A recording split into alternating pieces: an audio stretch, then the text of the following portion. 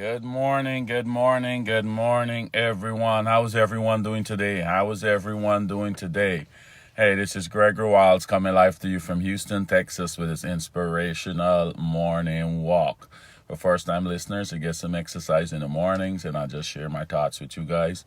Whatever I'm inspired to talk about that day, I will share with you guys. But usually, when I have more than like 2 pages, I would sit in my vehicle and get the word out so where I'm more comfortable and I can go through those pages.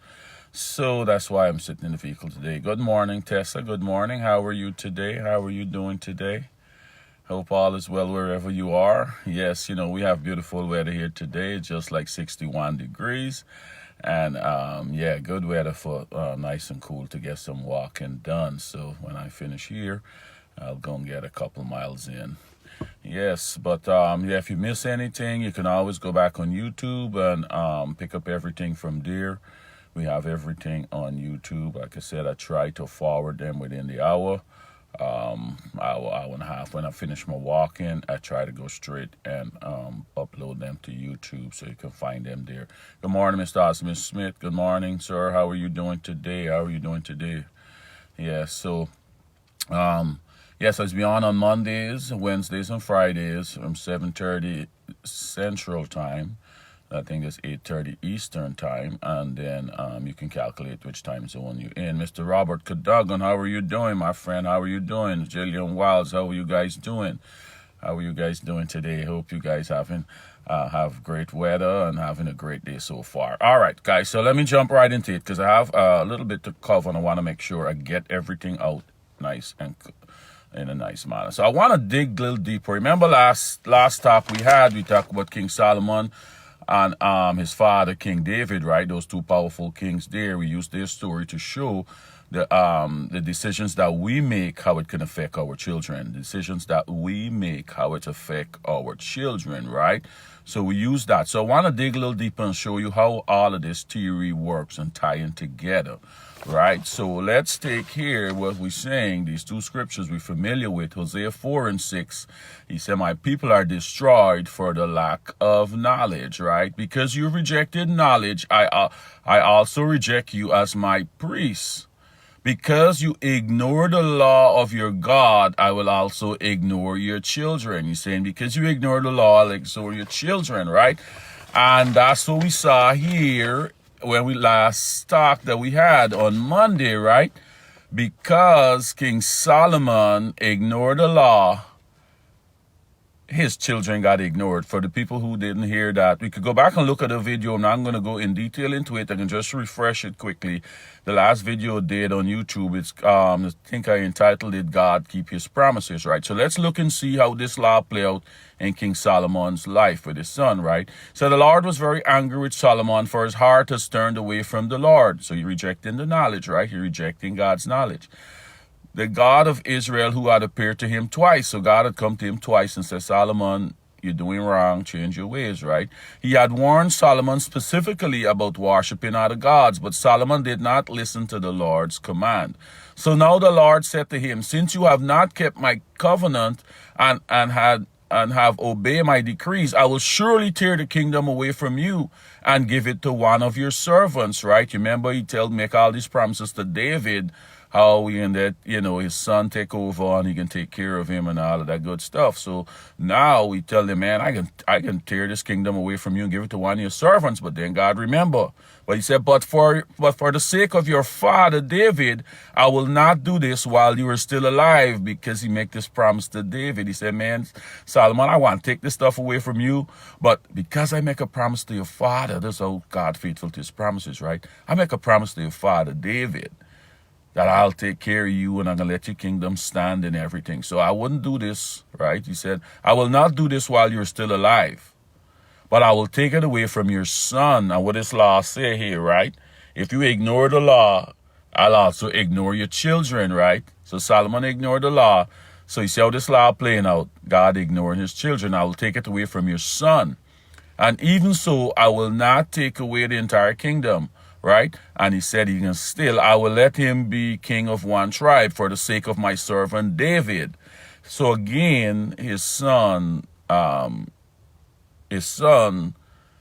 got punished for what the father did there, right? And we said we could debate this and see if this is right or not and all of that. But let's go on to some more progressive revelation here and see where that come from. Remember, God said, ignore your children if you ignore my law. You see in that example, Solomon's son got ignored because his father ignored the law. And he said also ignore your children. So, right? You see that there. So let's go on a little further and tie some more scriptures into this and bring this stuff full circle, right?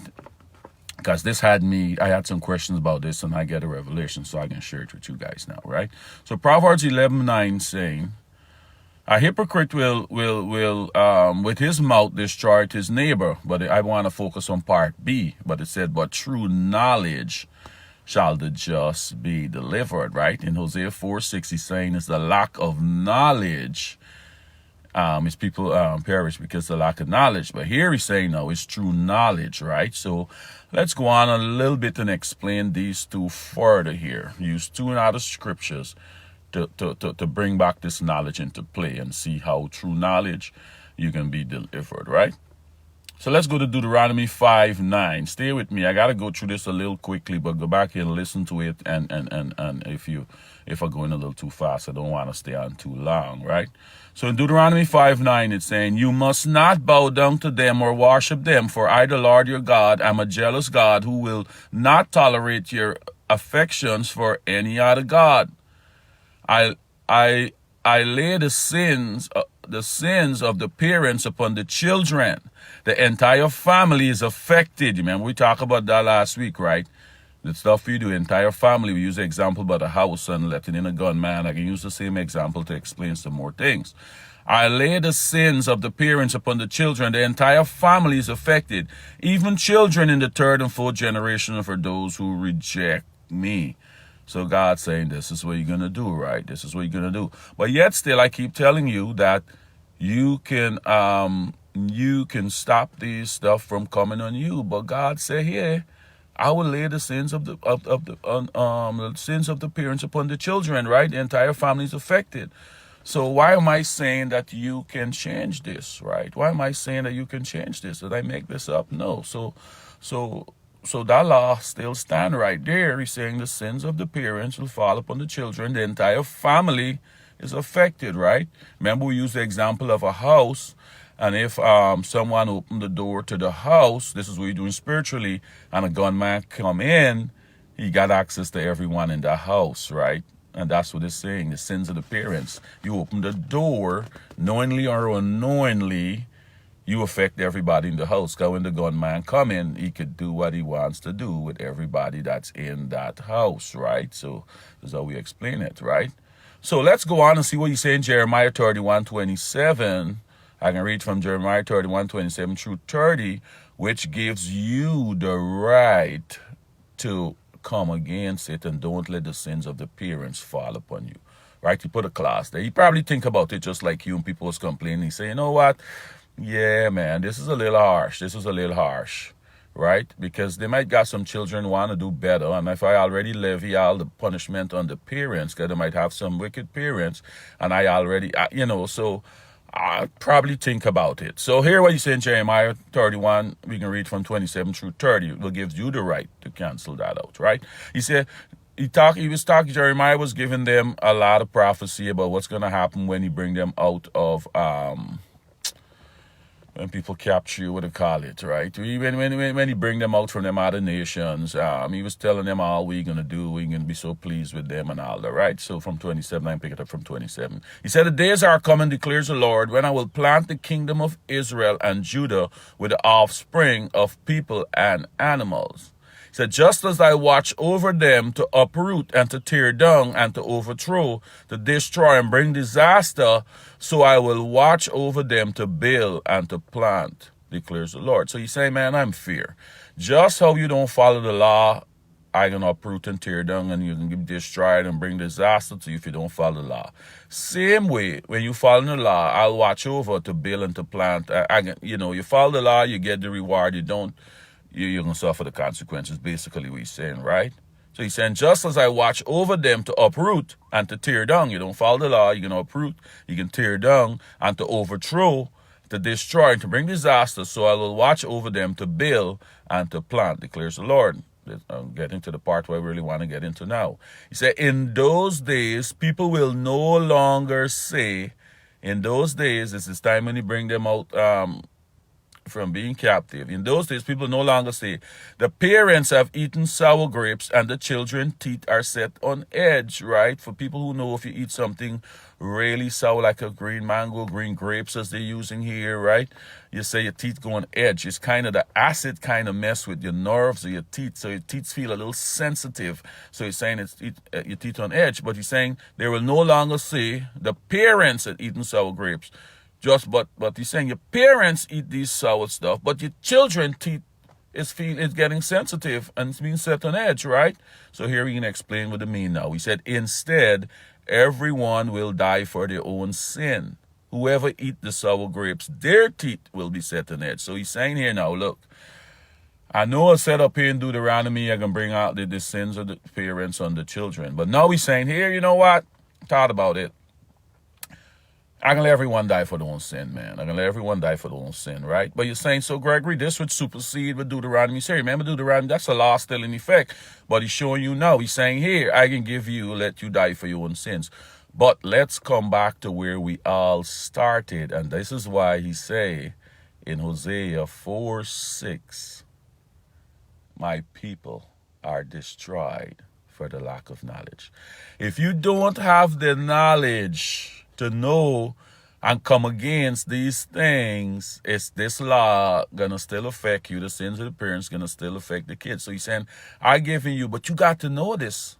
If you don't know it, Deuteronomy 5:9 can still play out. The sins of the parents gonna still affect you, right? So you gotta get this knowledge to know, okay, this is what I come against this and I can stop it, right? So let's use an example to bring it home. The same example I used by the house, right? So let's say in your house there, that house, let's say you got 5 children. Each one of them you give an apartment to, big apartment house, you know. And you each got 5 apartments in there. You give each one of your children got an apartment in there. They got their own family in there. They grown, they got their own family, right? And same way you open the door to the gunman. He come in. But if when the father or the mother open the door to the gunman, let's say one of the kids get knowledge of it. He got knowledge, oh shoot, a gunman in the building. He gonna close his door, seal off his door, so the gunman can't get access to his family, right? So that's where this knowledge come in, right? You got knowledge that mommy or daddy opened this door and a gunman come in, which is the enemy, into the family bloodline, just like how he came into Solomon. Solomon let him in, and he get access to his son, and his son couldn't get the full kingdom, right? But you get knowledge, you could close the door. This is what God's saying here. You could close the door, and the gunman can just rip up, your parents, pretty much. They die for their own sin. They shouldn't let the gunman in. But let's say the other 4 children now don't know that the gunman in the building. They have no knowledge to go and close the door and protect their family from the gunman. He could go into the apartment and have access to them, right? Because they didn't have the knowledge to close the door, right? But God's saying, okay, no problem. The gunman could get into your apartment like he is in a lot of us apartments right now. He's in a lot of our apartments right now because of some doors where our parents open spiritually, right? He's in the apartment. You probably got a divorce already, 2 divorces. Your children probably gone astray. You're suffering some kind of sickness. You cannot get married. You're suffering from poverty, rejection, all these things. Your gunman is in there reaping some havoc, right? He's in your apartment right now. So God's saying, okay, you get in there. But you can still call 911 now. You can still call 911, which is the praying and your fasting, to get him out so you can close your door. Right? Now that you got the knowledge, he's already in. You get the knowledge a little late. You couldn't get to close the door in time to keep him out. But you got the knowledge while he's in the apartment. You know he's in there now. Okay. He's saying, hey, just pick up the phone and call 911 now. Let the police come. I send my angels. Let the police come and kick him out. You're going to some praying and fasting, repenting first for the sins what your parents did. They're repenting for your own sins. And then the police coming. Give the police access to your apartment. That's how you can give him access now. By you praying and you repenting for the sins of your parents. And no, you can let the police in. Now you letting the police in that apartment to help you kick out those gunmen out your apartment and close your door and seal it off, right? So he's in a lot of our apartments. A gunman, the enemy's in a lot of our apartments. All the struggles of some, the struggles that we're going through is because of our parents opening the door to the gunman. But you can close it. Call 911 now with your prayer and your fasting. Get the police to come in and help you kick them out now, right? So that's how these scriptures tie into each other. Because Deuteronomy 9 saying the sins of the parents, that's still in effect. But he's saying if you got knowledge, no, you can stop that from happening to you. But that's why it's important. He said, my people are destroyed for the lack of knowledge. The gunman in your apartment destroying you and you don't know, you can call 911 and get help. You don't know that. Or you didn't have the knowledge before to close the door before you get in. Or call 911 now, right? So those are all these stuff tie into each other. And this whole circle, you're closing this whole circle here with these scriptures, how it can get a little confusing. Because a lot of time people said, oh, no, God said everybody gonna die for their own parents. Not my parents do can affect me. Yeah, but this one in Deuteronomy is still in effect. That's still out there. And if you don't know that, you can go on and getting destroyed, and you don't know why you're getting destroyed, but you're saying God said everyone can die for their own sin, which is yes. But if you don't have the knowledge, Deuteronomy 5:9 can still be whooping you. All right, guys. So I hope I close. If anyone got any questions about anything, man, you could reach out to me privately, and I can help explain this stuff a little bit more. Because in the mornings, I kind of got to go through a little quick. I don't want to stay on too long. Sometimes I got to go on a little longer to bring home the pint, but when I think I can bring it home before going on too long. But if it needs further clarification, guys, just reach out, and I'm going to explain it further, man. But I hope this makes sense and close the loop on these scriptures, because I know people can throw it out there and kind of confuse you. So I just want to make sure they're clear. All right, guys. So